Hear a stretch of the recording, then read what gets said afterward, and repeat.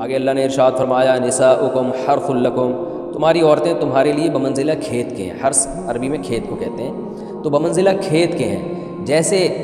بیج ڈالا جاتا ہے کھیت میں اور اس سے پیداوار بڑھتی ہے، تو عورت کی جو ایک حیثیت ہے، نیچر نے جو اس کی ایک حیثیت متعین کی ہے، وہ بھی ایک نسل بڑھانے کا ذریعہ ہے، جس میں مرد کا جو اسپم ہے وہ بطور بیج کے ہے اور جو اولاد ہے وہ ایک پیداوار کی طرح ہے۔ تو اللہ نے یہ یاد رکھیں، اس آیت کو بہت سارے غیر مسلموں نے عورت کے خلاف بہت نیگیٹیوٹی پھیلائی ہے کہ دیکھو اسلام عورت کی توہین کرتا ہے، اس کو کھیتی سے تعبیر کرتا ہے۔ تو کچھ لفظ کسی اور زبان میں جب وہ جاتے ہیں تو وہ توہین کا معنی دیتے ہیں۔ عربی میں جو حرث کا معنی ہے یہ تعظیم کے لیے ہے، توہین کے لیے نہیں ہے۔ اردو میں جو کھیتی کا معنی ہے وہ توہین کے لیے استعمال ہوتا ہے۔ کھیتی یعنی جو پاؤں میں روندی ڈالنے والی، اور زمین جو ہے پاؤں میں گویا روندی، اس کو روندا جا رہا ہے، تو اس لیے اس کا اردو میں بالکل اسی طرح جو لوگ ترجمہ کر دیتے ہیں کہ عورتیں تمہاری کھیتیاں ہیں، تو یہ ترجمہ میرا خیال ہے اس لیے درست نہیں ہے کہ اردو میں اس کا مفہوم ہی چینج ہو جاتا ہے۔ یعنی گویا ایک عزت کے لیے جو لفظ اللہ نے استعمال کیا وہ ذلت کا ذریعہ بن جاتا ہے۔ تو اس لیے کسی بھی زبان میں جب ہم کسی بھی لفظ کا ترجمہ کرتے ہیں تو اس زبان کے ہمیں محاوروں کو دیکھنا چاہیے کہ اس زبان میں یہ لفظ کس معنی میں استعمال ہو رہا ہے۔ مثال کے طور پر ہو سکتا ہے کتا کا لفظ کسی زبان میں وفاداری کے لیے استعمال ہوتا ہو، کسی کو لوگ ڈاگ کہتے ہوں تو اس کا مقصد ہوتا ہے وفادار انسان ہے، لیکن ہمارے یہاں اردو میں گالی ہے وہ، اور آپ بولیں کہ بھئی وہ فلاں قوم ڈاگ کہتی ہے تو ہم کتا کہیں گے، تو آپ جب اس کا ترجمہ اردو میں کریں گے تو کتے سے نہیں کر سکتے۔ تو اسی طرح یہ عربی کا جو لفظ ہے اس میں بھی یہ چیز یعنی ملحوظ رہنی چاہیے۔ تو اس لیے اس کا ترجمہ کیا جائے گا تمہاری عورتیں تمہارے لیے پیداوار بڑھانے کا ذریعہ ہیں، نسل بڑھانے کا ذریعہ ہیں۔ فاتوا حرثکم، تم اپنے اس نسل بڑھانے کے ذریعے کے پاس آؤ، انا شئتم، جیسے چاہو، وقدموا لانفسکم، اور اپنے نفسوں کے لیے آگے بھیجو، یعنی اولاد کی نیت سے آیا کرو زوجہ کے پاس اور آخرت کے لیے انتظام کرو، یعنی اولاد پیدا کر کے جو تاکہ دنیا اور آخرت میں تمہارے لیے، فیوچر میں تمہارے لیے کام آئے، دنیا بھی داخل ہے آخرت بھی داخل ہے۔ تو اس آیت کا بھی ایک شان نزول ہے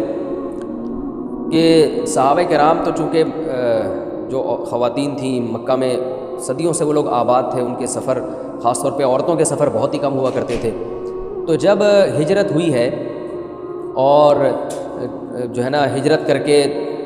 بہت ساری صحابیات مدینہ آئی ہیں، تو مدینہ میں ان کے نکاح دوسری قوموں میں ہوئے، پھر انصار صحابہ سے بھی ہوئے، تو چونکہ تقویٰ تھا ان خواتین میں، للہیت تھی، تو بعض جگہ ایسے واقعات ہوئے کہ میاں بیوی کے جو آپس کا ریلیشن ہوتا ہے، ظاہر ہے وہ ہر قوم میں اور ہر جو ہے شخص کا مزاج دوسرے سے مختلف ہوتا ہے، تو بعض مردوں نے اس طرح سے اپنی زوجات کے ساتھ ہم بستری کی کہ ان خواتین کو پھر اشکال ہوا کہ پتہ نہیں اس طرح سے ہم بستری کرنا جائز بھی ہے یا نہیں ہے، تو انہوں نے نبی صلی اللہ علیہ وسلم سے یہ مسئلہ پوچھا کہ یا رسول اللہ، ہمارے شوہر ہمارے پاس اس طرح سے آتے ہیں تو کیا یہ جائز ہے یا نہیں؟ تو ان کے سوال کو بھی مبہم رکھا گیا اور قرآن نے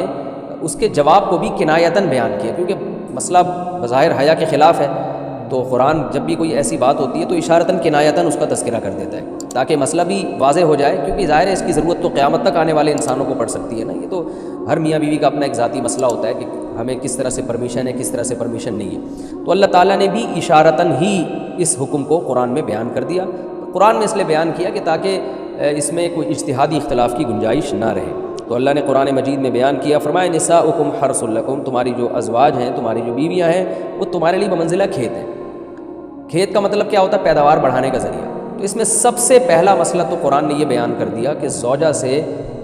جو ہم بستری ہے وہ صرف اسی راستے میں جائز ہے جس سے اولاد ہوتی ہے، کیونکہ عورت کو اللہ نے بنایا ہے نسل بڑھانے کے لیے، تو کوئی بھی ایسا ہم بستری کا طریقہ اختیار کرنا جو نسل بڑھانے کا ذریعہ نہ ہو، یعنی وہ نیچرل نہ ہو، تو وہ حرام ہے۔ تو اس میں اللہ نے یہ حکم دے دیا، تو اس سے صاف یعنی حدیث سے بھی پتہ چلتا ہے اور تمام فقہاء کا اجماع بھی ہے اس آیت کی روشنی میں کہ مسئلہ تھوڑا حیا کے خلاف ہے، لیکن میرا خیال ہے بتانا ضروری ہے کہ پچھلے راستے سے عورت سے ہم بستری کرنا بالکل حرام ہے، ناجائز، اور نبی صلی اللہ علیہ وسلم کی اس پہ بہت شدید لعنت ہے، بہت شدید وعید ہے، یہ بالکل اللیگل ہے اسلام میں کہ عورت کے پچھلے راستے سے اس سے ہم بستری کی جائے۔ جو لوگ لڑکوں سے بدفعلی کے عادی ہوتے ہیں ان کو یہ ایک چسکا لگ جاتا ہے، تو یہ حرام ہے، ناجائز ہے، کیونکہ اللہ نے بتا دیا کہ یہ تمہارے لیے بمنزلہ کھیت کے ہیں۔ تو اس میں قرآن نے وہ جو سوال تھا نا اس کی طرف اشارتاً جواب دے دیا، اور آگے فرمایا فاتوا حرثکم، تم اپنے کھیت کے پاس آؤ، یعنی پیداوار بڑھانے کا جو ذریعہ ہے اس جگہ کی طرف آؤ، انا شئتم، جیسے چاہو، یعنی باقی جس طرح سے تم چاہو زوجہ سے ہم بستری کر سکتے ہو، اس میں کوئی خاص طریقہ متعین نہیں ہے، میاں بیوی کا ایک دوسرے سے کوئی پردہ نہیں ہے، ہن لباس لکم وانتم لباس لہن، یہ دونوں ایک دوسرے کے لیے لباس ہیں. تو اس میں طریقہ کار کوئی بھی ہو سکتا ہے، کسی بھی طرح سے کرنا چاہو ایک دوسرے سے لطف اندوز ہو سکتے ہو. لیکن فاتو حرثکم، آنا موضع حرث میں. حرث کا مطلب وہ اس جگہ کی طرف آنا ہے جہاں سے نسل بڑھتی ہے، کسی اور راستے کی طرف. اس سے صاف طور پر جو ہے نا وہ جو فاسق فاجر لوگوں کی جو برائی ہے، جو لڑکوں سے بدفعلی کے نتیجے میں پیدا ہوتی ہے، اس کا اللہ نے قلعہ کر دیا کہ اس کی اسلام میں بالکل اجازت نہیں ہے. باقی طریقہ کار کیا ہوگا یہ تمہارے اوپر، اس کی اللہ نے تمہیں اجازت دی ہے. وقدموا لانفسکم، اور چونکہ بار بار حرث کا تذکرہ ہو رہا ہے کہ نسل بڑھانے کا، اس لیے اللہ نے فرمایا کہ قدموا لانفسکم، اپنی ذات کے لیے فیوچر میں انتظام کرو. قدموا کا مطلب آگے بھیجو اپنی ذات کے لیے سرمایہ. کیا مطلب؟ کہ جب زوجہ سے ہم مستری کرو تو نیت اولاد کی ہونی چاہیے، تاکہ وہ اولاد دنیا میں بھی اور آخرت میں بھی تمہارے لیے ذخیرہ بن جائے. یہ نسل بڑھانے کی بہت زبردست ترغیب ہے اس آیت میں. اور اس آیت میں اللہ نے عورت کا کہ بہت ساری ذمہ داریوں میں سے ایک بڑی ذمہ داری کا بھی بیان بتا دیا کہ عورت کو اللہ نے بنایا ہے. جو مرد اور عورت کا جو فرق رکھا ہے نا، اس فرق کی بڑی وجہ یہی ہے کہ مرد کے اسپم کو اللہ نے بیج کے طور پہ پیدا کیا ہے اور عورت کو اللہ نے زمین کے طور پہ. تو بیج اور زمین کے ملاپ کا بنیادی مقصد ہی نسل بڑھانا، پیداوار بڑھانا ہوتا ہے، نہ یہ کہ نسل روکنا. آج فیملی پلاننگ والوں نے اس آیت کی دھجیاں اڑا دی ہیں، اور جو پوری دنیا میں ایک بیہودہ قسم کی تحریک چل رہی ہے، یہ آیت بالکل اس کی نفی کر رہی ہے. اس لیے اللہ نے فرمایا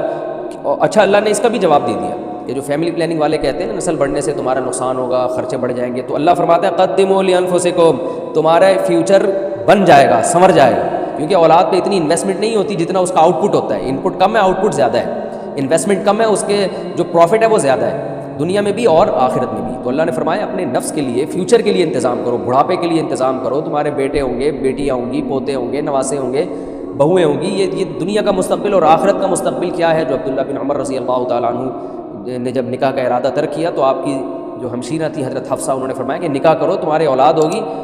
دنیا سے جاؤ گے تو تمہارے لیے دعائیں مانگے گی. تو یہ آخرت کے لیے ذخیرہ ہے. تو اس لیے اللہ نے فرمایا کہ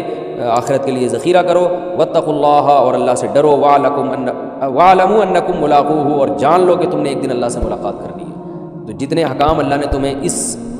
آیت میں دیے ہیں ان تمام حکام کو تم نے فالو کرنا ہے. وبشر المؤمنین، اور ایمان والوں کو خوشخبری